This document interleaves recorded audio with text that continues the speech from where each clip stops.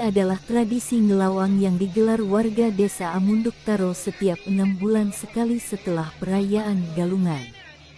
Ribuan warga terlibat yang berasal dari puluhan desa adat ikut menyertakan tapakan perawakan barong dan rangda, ungkapnya. Tradisi ini dengan harapan segala isi dunia diberikan berkah maupun kesejahteraan. Selain itu, tradisi juga berlangsung dari pagi menelusuri masing-masing desa adat di Amunduk Taro, dan berlangsung sehari penuh, imbuhnya.